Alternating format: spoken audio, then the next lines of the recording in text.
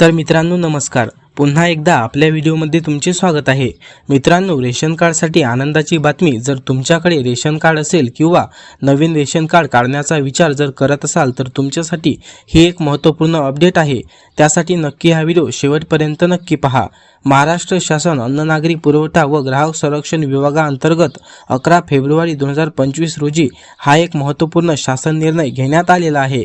हे बघा, या शासन निर्णयामध्ये जी माहिती देण्यात आली आहे ती सविस्तर माहिती आपण या ठिकाणी समजून घेणार आहोत। त्यासाठी नक्की हा व्हिडिओ शेवटपर्यंत पहा। प्रत्येक रेशन कार्ड लाभार्थ्यांसाठी हा एक महत्त्वपूर्ण अपडेट असणार आहे। माननीय मुख्यमंत्री यांच्यासोबत दिनांक 30/12/2024 रोजी बैठक घेण्यात आली असून सदर बैठकीमध्ये विभागाच्या 100 दिवसांचा कृती आराखडा मंजूर करण्यात आलेला आहे।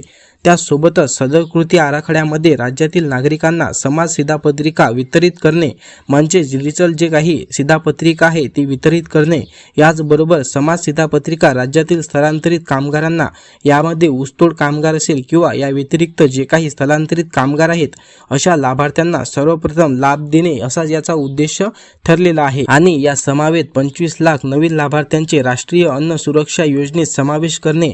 आता हे बघा, या ठिकाणी सांगण्यात आलेला आहे 25 लाख नवीन लाभार्थ्यांचे राष्ट्रीयकृत अन्न सुरक्षा योजनेत समावेश करणे, याचबरोबर ई-केवायसी करणे आणि मयत व्यक्ती जे आहेत त्यांचे नाव कमी करणे आणि 100 वर्षापेक्षा जास्त ज्यांचे वय झालेले आहेत अशा लाभार्थ्यांचे नाव सुद्धा वगळणे, हे देखील याच्यामध्ये समावेश करण्यात आलेला आहे। तसेच सायलेंट शिधापत्रिकावर प्राधान्याने कारवाई करणे इत्यादी बाबीवर प्राधान्याने कारवाई करायची आहे। त्यानुसार तालुकास्तरीय कार्यालयामध्ये जे काही या ठिकाणी नवीन तांत्रिक मनुष्यबळ आहे, प्रत्येक तालुक्यांना दिले जाणारे 401 तालुक्यांसाठी जे काही तांत्रिक मनुष्यबळ आहे ते IT ऑफिसर असिस्टंट म्हणून प्रत्येक ठिकाणी दिलं जाणार आहे। हे बघा, आता जे जर IT असिस्टंट जर आलेले आहे तर ते सर्व रेशन कार्ड संदर्भातील जे काही समस्या असेल ते लवकरात लवकर सुटेल आणि रेशन कार्डमध्ये ई-केवायसी करणे असेल किंवा याचबरोबर नवीन रेशन कार्ड काढणे असेल, जे काही विविध समस्या लाभार्थ्यांना उद्भवत असेल तर ते लवकरात लवकर या ठिकाणी दिले जाणार आहे आणि त्याच्या मार्फत सर्व लाभार्थ्यापर्यंत ही योजना लवकरात लवकर पोहोचेल। तर अतिशय महत्त्वाची अशी ही माहिती आहे।